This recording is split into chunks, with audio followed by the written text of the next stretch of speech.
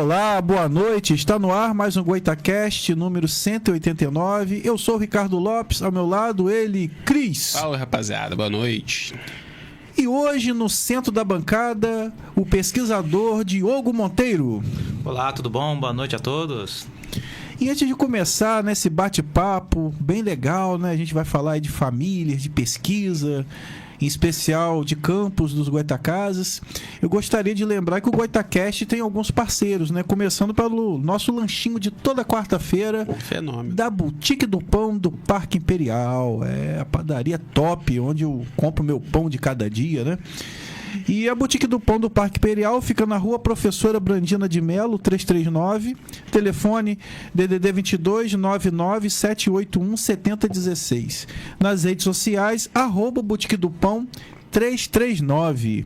Temos também sobremesa, claro.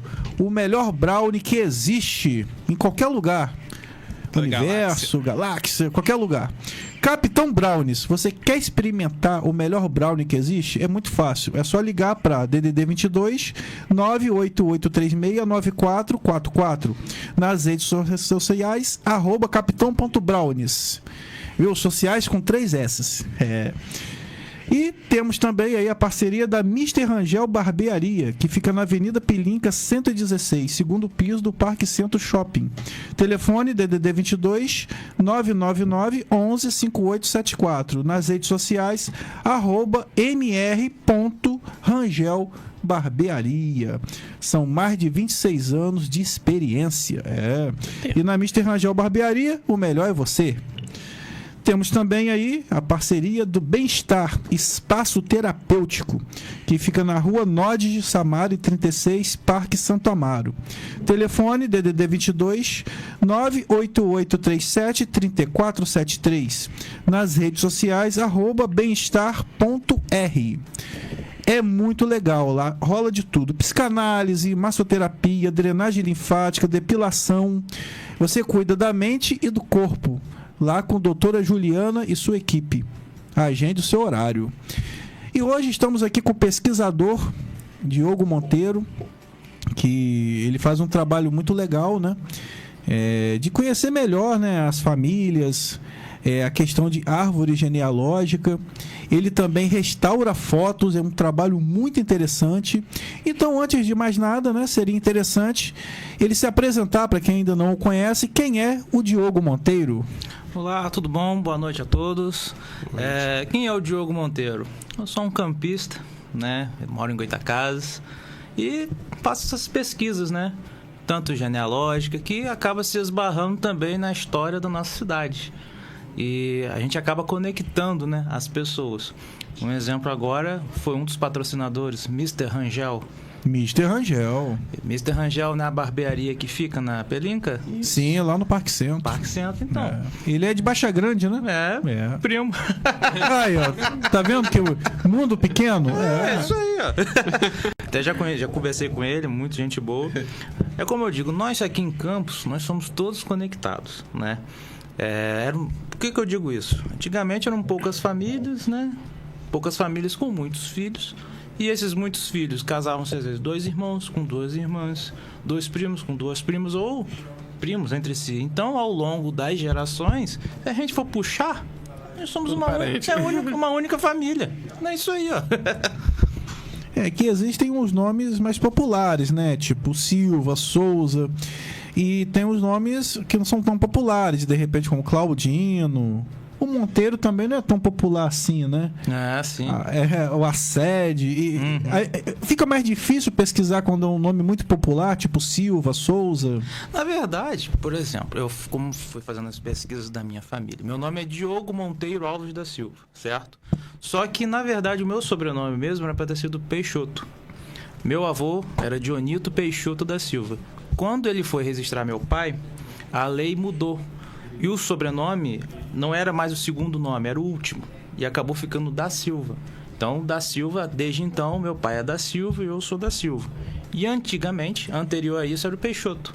Então, quando fazia as pesquisas, eu sempre digo isso, quando você for fazer alguma pesquisa, tenta pegar as informações dos mais velhos. qual era o sobrenome mais antigo da sua família. Porque ali é que vai estar o segredo. Se eu fosse pesquisar só da Silva, ou Monteiro, ia travar em algum momento. Então, sempre começa por isso daí. Vai pesquisando os nomes mais antigos, sobrenomes mais antigos, e você vai conseguindo montar, né, a sua pesquisa, a sua árvore. Passadas gerações, né, os sobrenomes vão se perdendo, né? Acaba se desligando da história, né? Exatamente. O que, por exemplo, eu também sou da família Costa. Eu já não tenho mais sobrenome Costa da minha família. Pesquisando mais a fundo, eu chego lá em 1850, por aí assim. Não sei se vocês já ouviram falar nos Hereus. Quem foram os Hereus?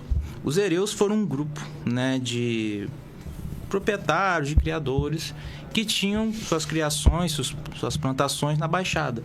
E eles criavam, né, ali nas terras da Boa Vista, certo? A área litorânea de Campos. E aquelas terras, originalmente, pertenciam ao morgado do Visconde de Asseca. O 7º Visconde de Asseca foi o último Visconde que depois vendeu essa área para a firma José Martins e Cia, que era a firma formada por sócios, e entre esses sócios estavam o Barão da Lagoa Dourada, que era aquele, né, que era o dono ali da casa do Liceu de Campos. Só que quando ele compra, já tinha esse pessoal que estava por ali, criando gado. Gente, era uma imensidão de terra. Começa a ter aqueles atritos. E essas famílias, né, que passaram a ser conhecidas como Hereus. Quem eram esses Hereus? Eles afirmavam ser descendentes lá dos 7 capitães, fundadores de Campos, aquela história toda. Falavam, não, essa terra aqui é do meu antepassado, que já estava aqui, você não pode vir nos tirar daqui. Deu muito problema. E tinha o chefe deles, que era Bernardo de Souza Nogueira. O Bernardo foi o cabeça ali nesse momento. Acho que era 1850, quando o barão compra as terras ali junto com os sócios dele. Inclusive, aquelas terras depois ficam única e exclusivamente para o barão, depois que eles separam, né? Um dos sócios dele, inclusive, abrindo parênteses, foi a baronesa de São Vicente de Paula, Dona Ana, que dá nome aqui, essa fazenda aqui do Visconde, né, fazia parte, né, dessas terras que foram vendidas para essa firma. Enfim, esse grupo, né, que se voltou, rebelou-se, né, não, essas terras são minhas, lá na Boa Vista, ficaram conhecidos como os Hereus. E esse Bernardino, quando ele teve os filhos dele, o sobrenome já mudou. Deixou de ser Nogueira e passou a ser Costa. Aí que vem o sobrenome depois da minha família Costa. Eu sou também descendente desse cara. Por que Costa? Porque a família estava, assim, segundo as pesquisas, né, na costa aqui de Campos. Então você vê que o sobrenome, em tempos, vai mudando. Tem alguns que são mais antigos, tipo 200, 300, 400, 500 anos, mas outros que 50, 60 e por aí vai. Que no meu caso, por exemplo, deve ser até mais difícil fazer minha pesquisa porque eu não tenho o nome do meu pai. Eu, por exemplo, fui registrado pela minha mãe sem o nome do meu pai, então eu tinha o mesmo sobrenome da minha mãe, Santos Lopes, né? E eu sei que o Lopes vem do meu avô materno e o Santos vem da minha avó materna. Aí o pai da minha avó era a família Santos. E a mãe da minha avó era a família Almeida. Aí o Almeida eu já não peguei, né? Tanto que o meu trisavô, o avô da minha avó, era Manuel Mariano de Almeida. E eu não... Na verdade, o Mariano, eu acho que Manuel Mariano é um nome composto, né? Eu acho que o sobrenome dele era só de Almeida. Pode ser. Mariana é nome composto. É tipo Paulo José, alguma coisa assim. Enfim, então eu não herdei esse Almeida. E o trisavô não tá tão distante assim, né? É o avô da minha avó. Eu até comentei com o Diogo que eu conheci a segunda esposa do meu trisavô. Que é até uma história engraçada, né? Que ele é casado com minha trisavó e ele adotou uma menina que vivia trabalhando como empregada na casa das pessoas. E quando a minha trisavó morreu, ele se casou com ela. Só que, mais para amparar, para dar um futuro, né, um nome, casou mesmo. E eu cheguei a conhecê-la. O registro dela era de 1903. Porém, dizem que ela nasceu em 1900 e só foi registrada 3 anos depois. Mas não temos uma prova concreta sobre isso. Então, até então, era 18/6/1903. E ela viveu até 2002. Isso era muito comum, na verdade. Eu trabalhei em cartório. Essa também. questão de registro atrasado, né? Às vezes, o que acontecia? As pessoas tinham dificuldade financeira, naquela época era pago. Era. Então, deixava para ter, tipo assim, tinha 5 filhos, né? Começava em 1900 e até 1905. Nasceu, aí ia até o cartório e fazia um registro daquele... de todos os filhos juntos. Foi uma vez só. Mas não podia fazer retroativo?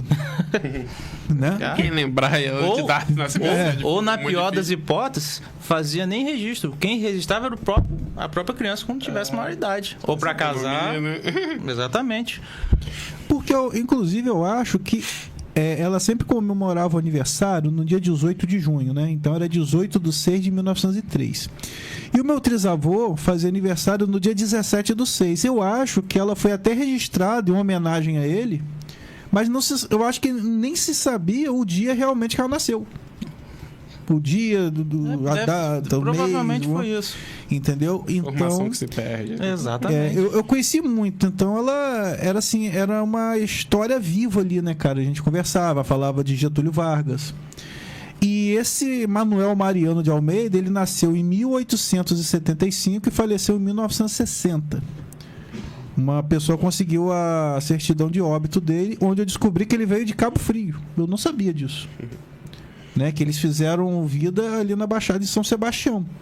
Uhum. Né? Ele trabalhou em questão de linha férrea, ele trabalhou com o telégrafo, parece que foi o primeiro telegrafista aqui da área.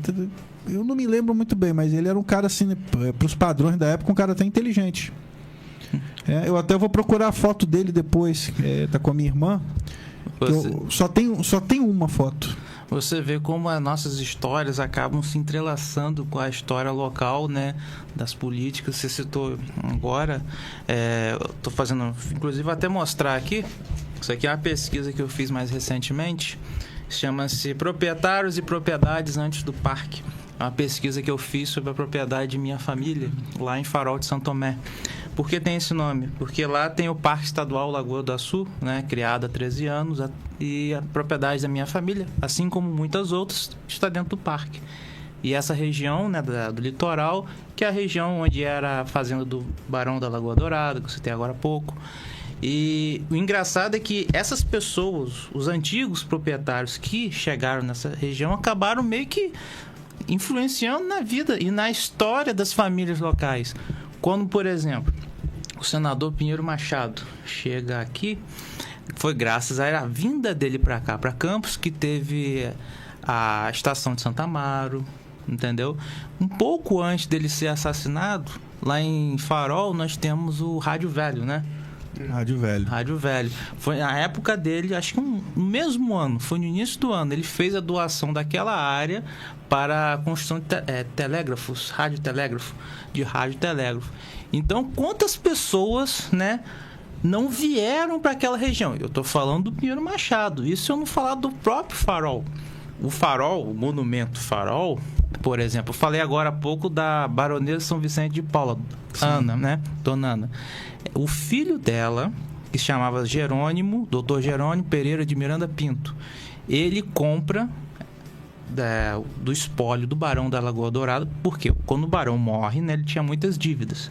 E as terras dele ficam para o espólio, né, entre os herdeiros, e eles precisam vender, né, muitas dessas terras. Por estar tendo aquele conflito ali com os hereus, que eu citei agora há pouco, botavam no jornal, aí os hereus vinham e falavam, não, essa terra é nossa. Quem é que vai querer comprar uma terra que está ali cheia de problemas? Invasou ali, né? Invasou, quem é que vai querer? Comprar então, problema, né? Problema. Aí quem acaba comprando é o filho dela, esse Jerônimo. E da época dele, né, que começou aquele projeto de precisava se construir um farol na nossa área litorânea. Construiu-se lá, né? Viu lá. Depois de construído, ele doa aquela área pro governo imperial, inclusive. Ele doa aquela área. Pouco tempo depois, a mãe dele se torna baronesa. Coincidência ou não? Não sei. Né? Mas, então, você vê aí, faz o farol, começa a vir outro tipo de gente. Vem o faroleiro, né? Vem famílias. Então, quando essas pessoas começam, né, a entrar nessas áreas, outras coisas vão acontecendo. Famílias vão se formando ali, você histórias. vê, né? Trazendo progresso para a cidade, né? Você acaba movimentando o comércio ali. Exatamente. População crescendo. Pois é, tem gente que precisa aprender isso, tá? Mas é isso. Aí, eu falei agora do Pinheiro Machado. Depois... ele falecido, vem a família Saldanha, que aí começa o projeto, né, de lotear aquela área do Farol, né, pra gente ter hoje a área Praia do Farol de São Tomé. Isso eu tô citando só Farol, mas eu poderia citar em outros lugares também, como São Sebastião, Goitacazes, Mineiros, Tocos. Então, quando essas pessoas chegam, né, tudo que elas fazem traz gente. E essa gente que vem com família. É verdade. Não é? E acaba construindo a identidade daquele lugar. Goitacazes, eu moro em Goitacazes, né? Lá em Goitacazes é interessante porque nós temos o Parque Saraiva, por exemplo. O Parque Saraiva, antigamente, pertencia à família Barros. Aí numa situação dessa, Goitacazes, então, seria um distrito? É engraçado isso daí. Eu trabalhei em cartório. Já foi... Nasceu como terceiro distrito. Era freguesia de São Gonçalo, né? Aquela área. Depois, terceiro distrito. Depois, segundo. Aí depois vira quarto sub. Depois volta a ser segundo. E isso eu estou falando dentro de uma realidade de cartório. Mas parece que uma estrutura administrativa do município está como quarto subdistrito de Campos. Então, depende de que sentido você está falando. Se é em cartório ou dentro da... Então, por exemplo, o Parque Saraiva é um bairro que pertence ao subdistrito de Goitacazes, então? Ele está dentro de Goitacazes, exatamente. Tá. Mas aí, por exemplo, estava citando a história do Parque Saraiva. Ali, aquela área era Fazenda Saraiva. E aquela fazenda pertencia à família Barros. Inclusive, nós temos um embaixador que nasceu em Goitacazes, Jaime de Barros, que era da mesma família. Lá na igreja de São Gonçalo, inclusive tem um sítio, né, antigo, um casarão antigo, que era dessa família. Eles vendem, né, essa família Barros vende essa propriedade para a família Canela, a família Tavares Canela. Depois, essa família faz o loteamento do Parque Saraiva. Inclusive, quem o faz... Tem alguma coisa a ver com o Dário Canela? Ah, muita coisa. Ele que faz o loteamento. Ele mesmo. Ele que faz esse loteamento e transforma, né, aquela fazenda no que hoje é o Parque Saraiva. Eu até brinco que lá agora entrou asfalto, né? Demorou só 60 anos para o asfalto chegar. Pouquinha coisa. Meu avô, acho que seria um dos mais antigos. Se fosse vivo, está uns 55 anos. Comprou do próprio Dário. Então você vê a transformação do lugar, né? Depois vieram outras pessoas de outros lugares. Do Goitacazes hoje é um mini município desse campo. Sim, lá tem tudo. Tem tudo. É um lugar autossuficiente, né? Você tem cartório, tem cemitério, tem banco. Tinha correio, né? Tinha correio, mas os correios estão acabando em todos os lugares, né? Correio tá complicado, rapaz. É igual a agência de banco, né? Que a gente tá conversando sobre isso, que vai acabar, cara, a agência de banco. A tendência agora é só estar no digital. As fintechs. Eita, nós. E aí, ô Diogo, eu acho muito legal, né? O cara conhecer a sua história, né? A sua origem. Quais são os caminhos que eu posso fazer, de repente, para pesquisar? Tem algum caso que de repente eu não consiga ou todo mundo consegue? Como é que a gente pode fazer? Olha, pela minha experiência, eu digo assim: primeiro você começa conversando com os mais antigos, né, da sua família. Primeiro aí, para você saber as histórias, de onde vem. Até o santo de devoção eu digo que ajuda. Ele nasceu aonde? Não sei. Mas ele era devoto de São Amaro. Então já dá uma ajuda, né? Já dá um norte, né? Já dá um norte. Depois você começa a pesquisar nas redes sociais, Facebook. Nós temos muitas páginas, inclusive aqui em Campos. Nós temos a página de genealogia Norte Fluminense, que ajuda muita gente. Então, você começa a trocar experiências, né? Trocar ideia com outros pesquisadores e começa a montar a sua árvore genealógica. E, inclusive, quando você começa a montar a sua pesquisa, você se depara com a história do próprio município. Verdade. Entendeu? Porque não tem como fugir. Tudo entrelaçado, tudo junto. Uma coisa está junto à outra. Entendeu? Traz aquele pertencimento. Entendeu? Pô, só agora que você trouxe tanta informação que eu não sabia sobre a nossa cidade, sobre alguns bairros. E assim, no meu caso, como eu falei com você, né, que eu só tenho o registro da minha mãe. Eu não tenho os dados do meu pai. Não seria mais difícil no meu caso? Que só tem um lado da moeda? Aí, seria, como eu falei com você, teria que eu não sei o nome do meu pai todo. Não sei. Então, eu acho que fica um pouco mais difícil, né? E teria que realmente fazer, né, aquele trabalho investigativo. Amigos, colegas, né, tô falando de sua mãe, né? Contexto social, às vezes saber alguma história, algum nome. Não, peraí, eu conheço esse nome assim, procura essa pessoa. Você vai tentando fazer aquele caminho, né, até chegar. Pode ser que dê alguma coisa, pode ser que não dê nada. Entendi. Entendeu?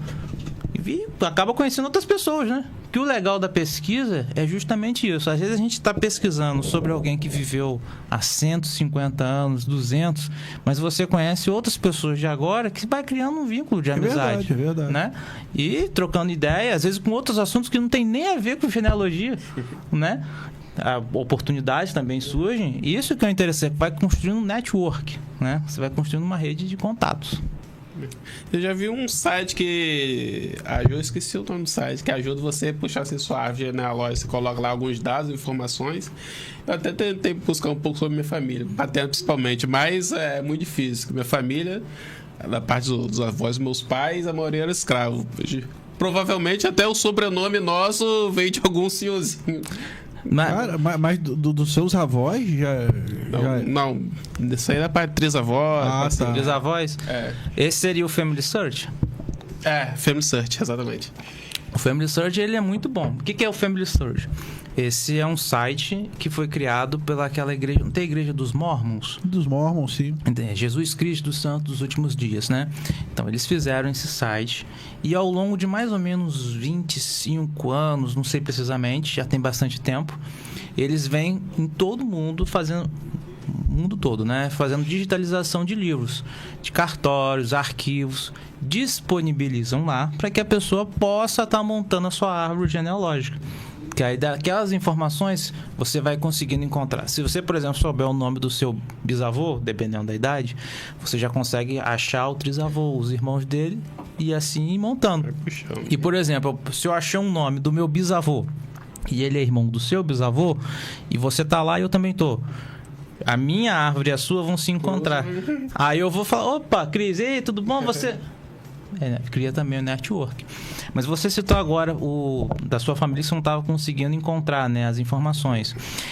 Quando eu estava fazendo a pesquisa para isso aqui, isso aqui, eu fiz o levantamento do inventário do Barão da Lagoa Dourada.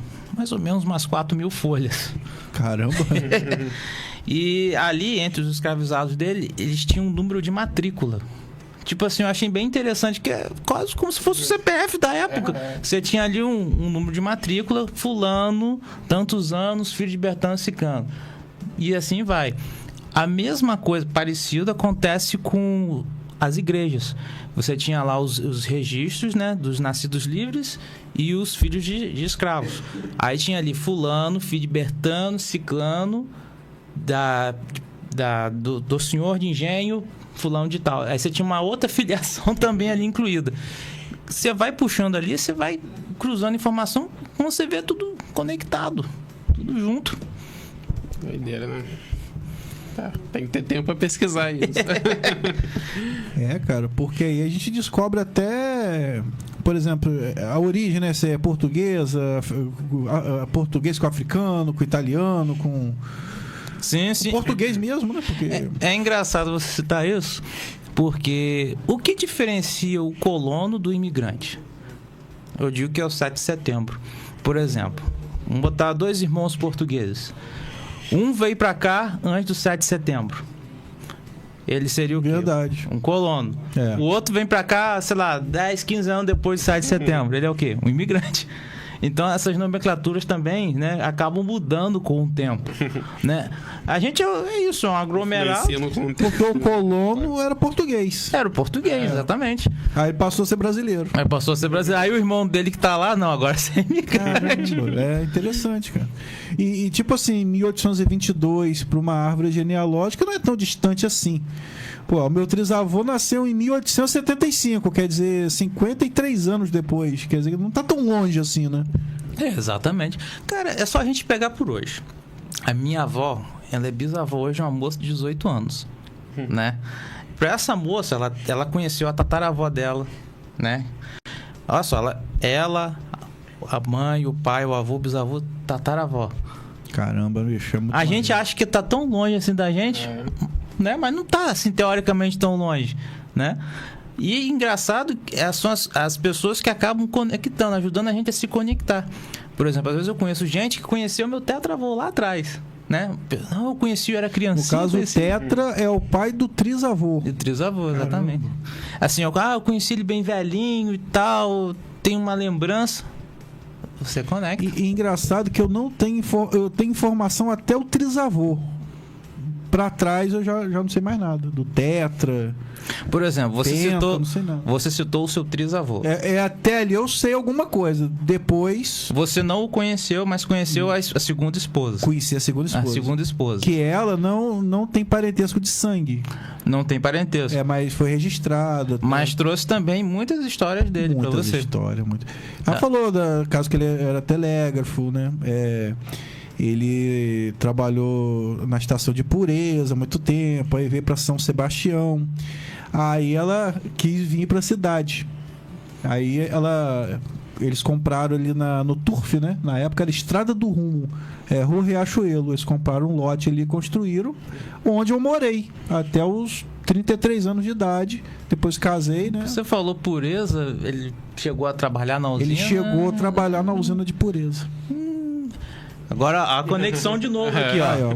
Pureza, no caso, é perto de São Fidélis. A minha mãe, ela foi... A minha avó... Os patrões da minha avó ajudaram a criar minha mãe. Então, minha mãe tem os patrões de minha avó como segundos pais dela. E o pai da minha avó de criação foi o usineiro, lá de Pureza, Joaquim Miguel Henriques. Ele foi sócio do Manuel Ferreira Machado, Olavo Cardoso, entendeu? Nessa mesma, mais ou menos por aí, nessa época. E eu sei um pouquinho, né, da história, né, da usina de Pureza. Foi ali fundada por franceses. Foi mais ou menos qual ano? Você sabe com que ele trabalhou lá? Ele foi bem jovem, né?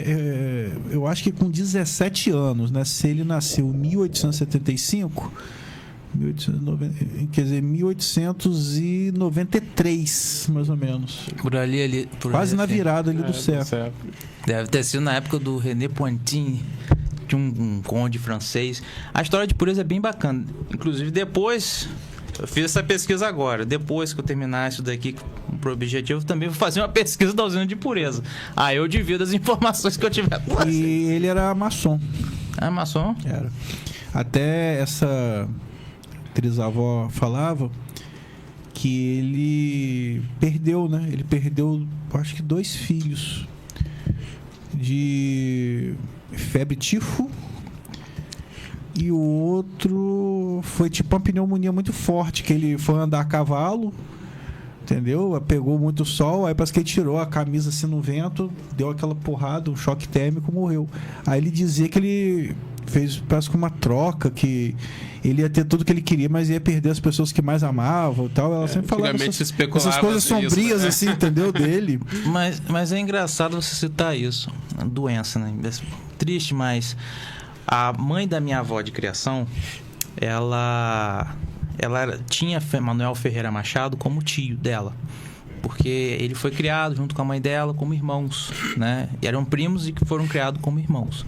E essa mãe da minha avó de criação, ela teve tuberculose. Eu acho que não foi pneumonia, foi tuberculose. Foi tuberculose. E ela era muito querida. E era praticamente fatal, né, na época. Era fatal. Não tinha salvação. E ela era muito querida por ele. Até consegui umas fotos agora, inclusive semana passada, com um primo da minha avó de criação, dele junto com ela, lá em Pureza. Então você via que tinha uma relação familiar bem próxima mesmo. Inclusive, quando ela nasceu, eu consegui o registro de nascimento dela. Ele que foi o declarante. Tamanho era a aproximação. E ela morre de tuberculose, né? Morre antes dele. Eu sei da história do hospital, que aquelas terras ali do hospital foram doadas, né, para Manuel Ferreira Machado, para ser o Hospital dos Tuberculosos. Caramba, é verdade. E assim, eu não posso afirmar categoricamente que tenha sido esse o motivo, mas que existiu isso, existiu. Bem provável. É bem provável que... Eu me lembro até que houve uma reforma. Eu acho que ele ficou fechado um tempo, o hospital. Aí, muito tempo depois, eu acho que foi até no primeiro governo do Garotinho, eu acho, ou no segundo, que ele reabriu.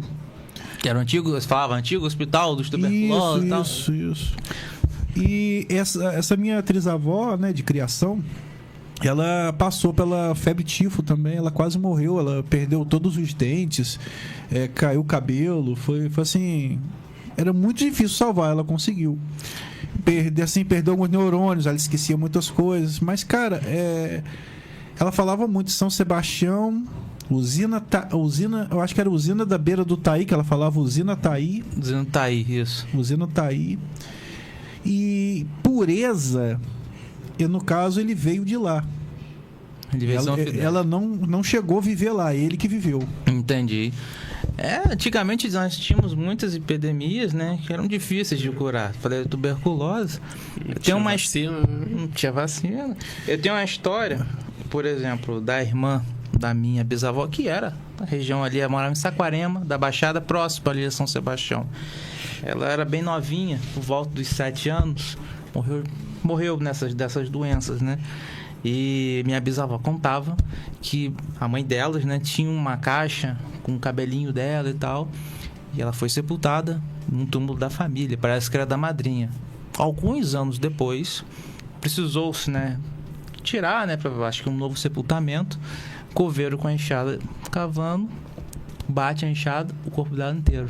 Não houve decomposição. Assim, tem essa história dentro da família. Inclusive, é mais uma pesquisa para se fazer. Assim? Mas como assim, cara? Seria, no caso, conhecido como corpos incorruptos.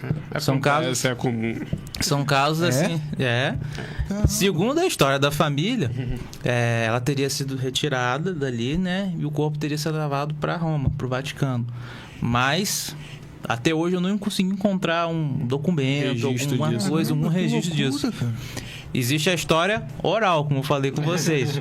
Não tem a história, os relatos. Porque tudo era mais difícil no passado, né? De você provar alguma coisa, registrar. Uma foto era um evento, né?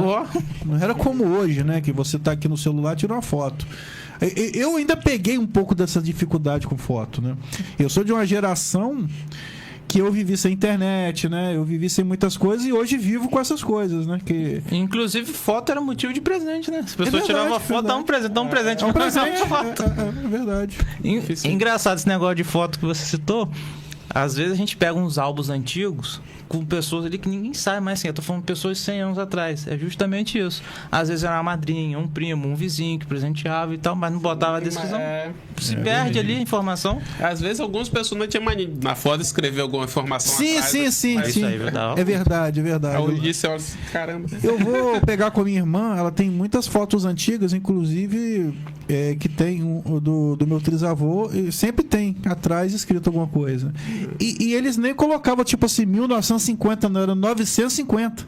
950. E não colocava milhar, não. Mas isso é importante. Inclusive, para as fotos que você tem hoje, já coloca essas informações. Que daqui a 50, 60, vai lembrar como foi tirado e que ocasião é verdade. Exatamente. E aí, já pegando esse gancho, Diogo, você trabalha nessa questão de foto, né? Sim. Na verdade, isso daí começou meio que um pouco antes da pandemia. Você, no caso, é um restaurador. Um restaurador digital. Cara, isso é interessante, cara. Isso é um trabalho, é uma arte, né? Começou ali por volta um pouquinho antes da pandemia. Eu já fazia essa coisa de pesquisa, mas achava as fotos, poxa, tão distante da gente. Eu gosto da foto preto e branco, tem gente que gosta, mas eu queria aproximar, né? Chamar a atenção. Peraí, gente, olha aqui. Ficar mais real, né? Mais próximo da gente. Então, eu já sabia mexer em computador, fazia desenhos, essas coisas.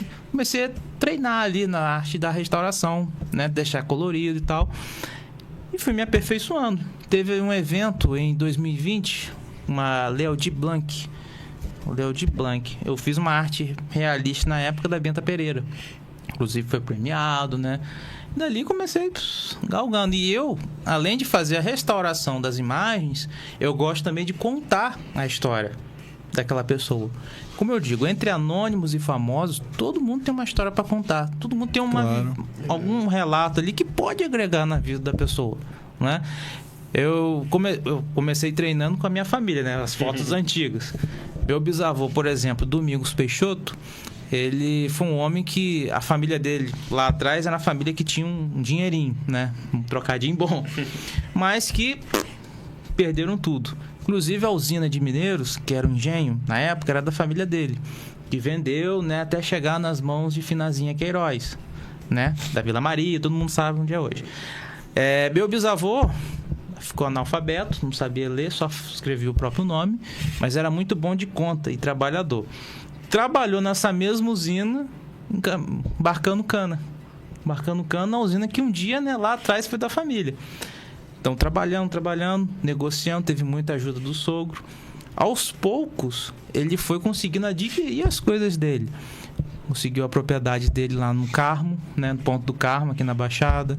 Depois ele conseguiu uma outra localidade ali próximo a Mineiros, mais para dentro.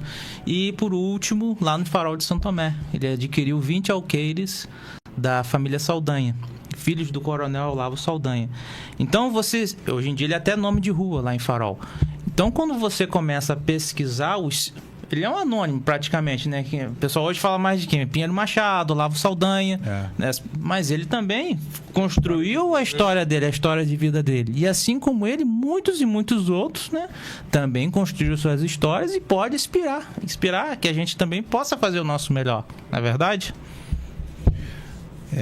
Tem uma galera aí assistindo a gente aí no Instagram. Goitacarso, boa noite. Cris Ferreira, né? O nosso Cris. Ele tá aqui, tá lá bonitão, também.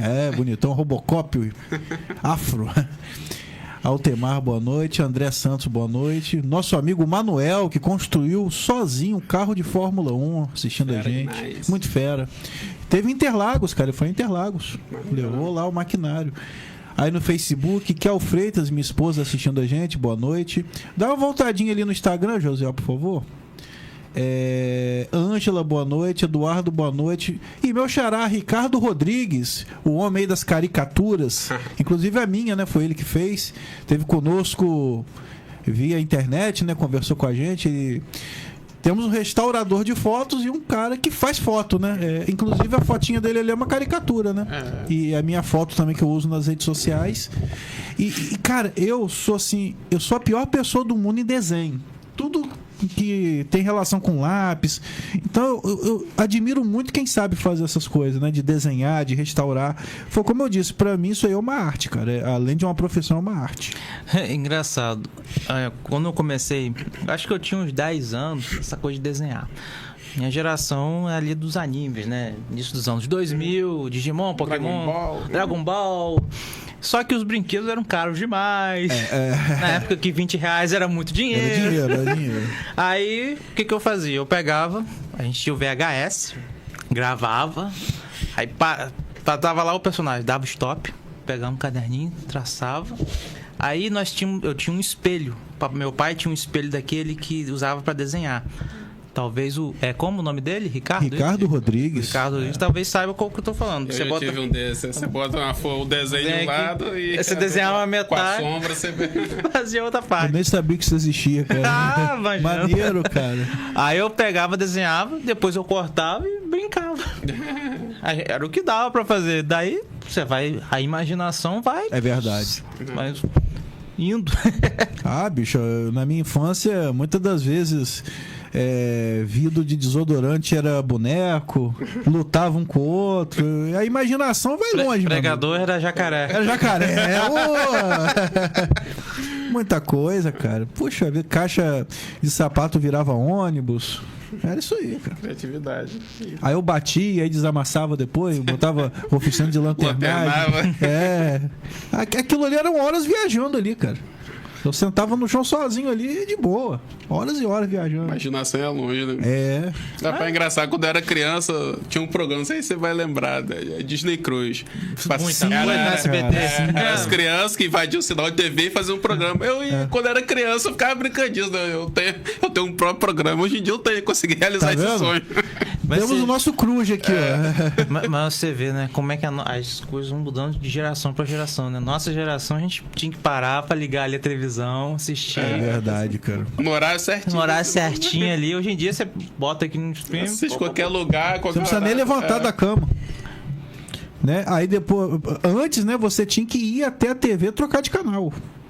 Inclusive era uma função do filho fazer isso. Eu era o controle remoto lá de casa. Você já pegou essa época de televisão que troca canal sem controle? Na TV, lá em casa teve a dessa. Eu peguei de seletor ainda. Toque, toque, toque. Bombril na antena. Bombril na antena, né? Tá bom, vira mais pra direita. Aí um canal ficava bom, o outro caía. Olha, era complicado. E era sempre no último capítulo da novela, na final da Copa, sempre que assim, saia do ar. Eu tava até lembrando, rapaz, aqui tinha um programa que passava aqui em Campos. Chico na TV, eu acho. Chico na TV, cara. Que saudade, cara. Caramba, era muito bom, cara. Minha avó, na época, tinha 10 anos, acho que, o quê? 21 anos atrás? Por aí, assim. Foi ainda na década de 90 pra 2000. Comecinho em 2000. Foi comecinho em 2000, né? Minha avó participou de um concurso, até na internet, dá pra ver depois o vídeo que eu compartilhei. Ela participou de um concurso pra concorrer a uma máquina de costura, na época. Aí, mandou carta e tal, aí ligaram. Aí ele ligou, aí foi aquela euforia, vamos pra televisão, televisão. Aí eu fui junto, né? Ah, claro. Fui junto. Aí, ela ganhou uma caixa de bombom. Aí, ó. Mas, cara, eu fiquei maravilhado com aquilo. Porra, negócio aqui. Outro mundo. Eu tô na TV. Tô na TV. E ele costumava levar um monte de gente no programa, daí o pessoal ficava sentado na fila era esperando. Caos, cara, era um caos, né? A hora da participação, né? A hora da participação. E são coisas que marcaram, né? Marcou a minha infância. Marcou a infância de muita gente, né? E a vida. A história de Campos. Você entrou pra história de Campos. Você não esquece nunca mais. Tinha umas coisas em Campos, eu me lembro assim, eu sou um pouco mais velho que vocês, né? Eu me lembro do Baianão, Grupo GB Calçados. Se eu não alcancei, não. Esse também não. Então, era tipo assim, era uma loja de calçado, mas tipo assim, tudo barato, meu amigo. Aí você comprava o tênis hoje, a mãe já soltava a sola. E tinha um cidadão que fazia a propaganda. Cara, eu procurei tudo no YouTube, eu não achei nenhum registro dessa... Grupo GB Calçados, mas chamavam de Baianão. E tinha um cara moreno, meio parecido assim com o Sérgio Malandro, meio mistura com o Tiririca, que ele ficava fazendo palhaçada no comercial. E eu me lembro que teve uma promoção, bicho, eu me lembro como se fosse hoje. Você comprava um tênis, ganhava um picolé. Aí ele compra o tênis e ganha um picolé. Chupa, chupa, chupa. Ai, meu Deus. Por isso que eu falo chupa nos meus vídeos, por causa desse cara. Que eu ficava falando isso o dia inteiro, cara. Ainda falo. Aí, cara, eu procurei. Eu não sei o nome do cara.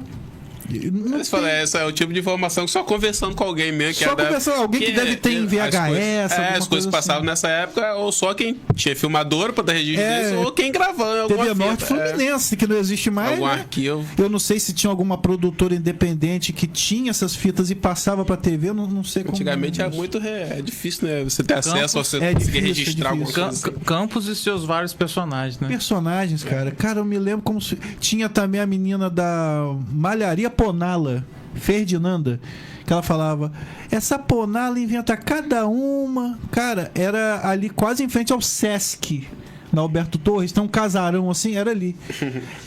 Eu achei até essa menina no Instagram. Então foram coisas que marcaram. Mesmo? Minha mãe foi criada ali vizinho ao Sesc. Então, é um casarão que tem quase em frente ao Sesc ali. Vou perguntar a ela, depois ela se lembra. Ali, ó, o André Santos comentou, Grupo GB, época do Quixote, sim, do Quixote. Usei muito, cara. E a gente amarrava o cadastro na canela ainda. Mó viagem. Cara, que lembrança maneira, cara. Eu tava lembrando. Esses dias eu tava lembrando. Lá em casa também se escutava muito rádio, né? Rádio AM, FM. Eu tava lembrando nos jinglezinhos, muitos jingles daquela época, até hoje fico na cabeça com ele. Como é que pode, né? Que é marcante. Principalmente o AM, né? Tinha aquelas coisas de difusora, não sei. Aí tinha as musiquinhas, vinhetazinhas. Nossa. Reinaldo Barbosa, um canhão de cabeça. Tinha um programa de... tipo um classificado que minha avó gostava muito, que passava na rádio, que anunciava vende, compra, vende, troca, e era de graça, anunciava de graça. O Josiel já lançou a bomba aí. Meu Deus do céu, tá passando muito rápido. Mas fala, Mike Campos tem muitos personagens aí conhecidos. Nesse negócio de pesquisa, a gente acaba conhecendo outros personagens que o grande público hoje em dia não conhece. Eu tava vendo um jornal Monitor Campista, tava pesquisando pra ver se eu achava a foto de um personagem, acabei achando, e aparece lá entrevistando gente, tipo assim, olha aqui fulano, nosso velho amigo. Era um desses personagens lá em 1940. Então, cada década, você vai ver que tem um personagem diferente que fez. Aqui a gente tem agora mais recente, né? Nós temos o Rosinho. O Rosinho. Tem o Rosinho. Faleceu, acho que há 10 anos. Tem também aquele que tem até um desenho dele. Perica. Que até fizeram uma arte agora de IA, né? Tinha o que se vestia de soldado, Salem Rod. Vocês não chegaram a conhecer, não? Não. Ele andava vestido de soldado, assim, e rasgava dinheiro na rua. Nossa. Lá em Goitacazes, nós temos um pessoa muito querido, gosto muito dele também, é Celcinho. Celcinho sempre com a pochetinha dele, é galto. Tudo bom? Gente boa. Abraço, Celcinho. Grande abraço pra você. Recentemente morreu também o Jorginho, que era muito amigo do tio Paulinho. Um escurinho que andava de bicicleta. Cara, ele tipo ficava fazendo propaganda das coisas. Folha seca, não sei o que. Mitingas Bar. Falavam muito desse bar, Mitingas Bar. Cara, parece que eu tô vendo, morreu, cara.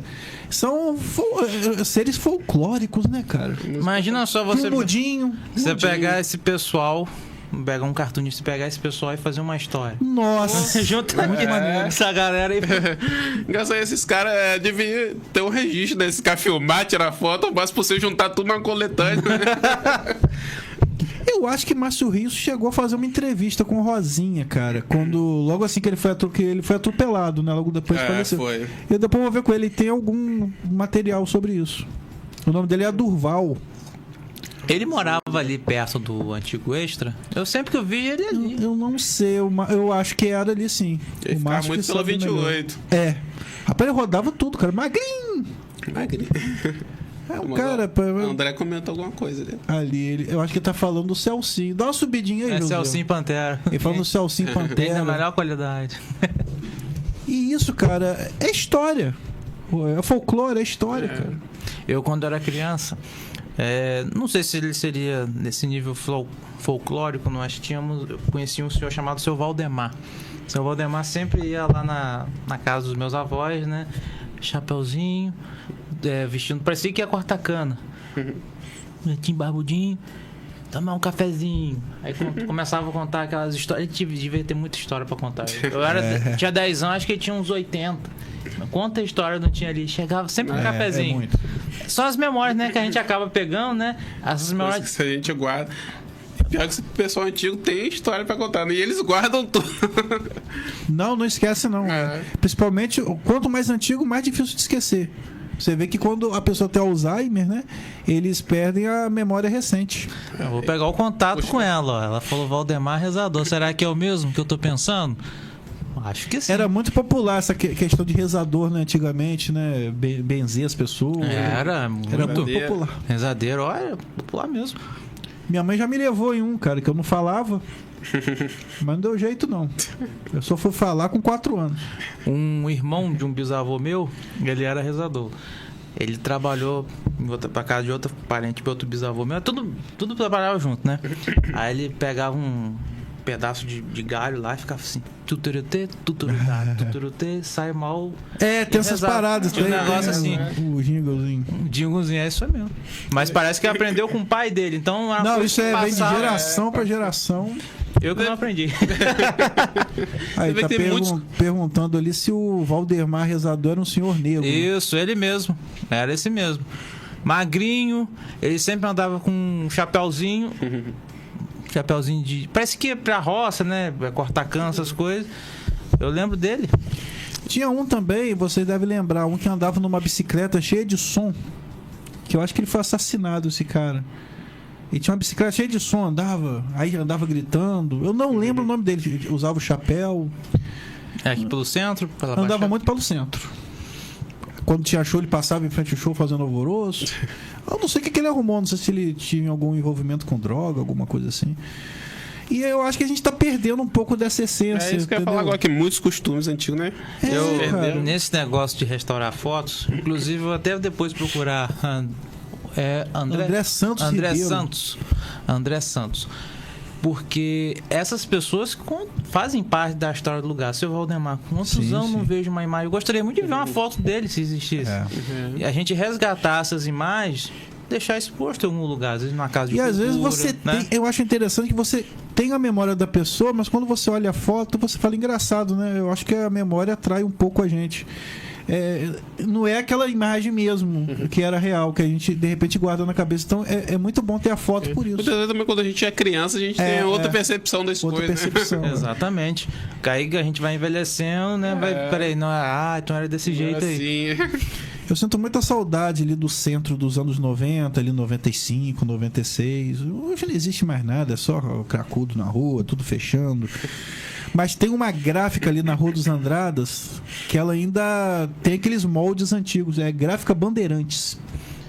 Número 112, Rua dos Andradas. Você vai lá... Pra ter uma ideia, uma gráfica, né? Já é uma coisa antiga, né? Uma gráfica tem aquelas registradoras de rodar. Mas cara, se você é uma viagem bem, no tempo ali, cara. O passar do tempo, ele é algo que a gente não vê. Né? Minha Não avó vê, fala não isso. vê, cara, não de vê. repente você já tá com 20, 30. Minha avó agora fala. É muito rápido, cara. É assustador. E quando você vê. Caramba, passou 10 anos.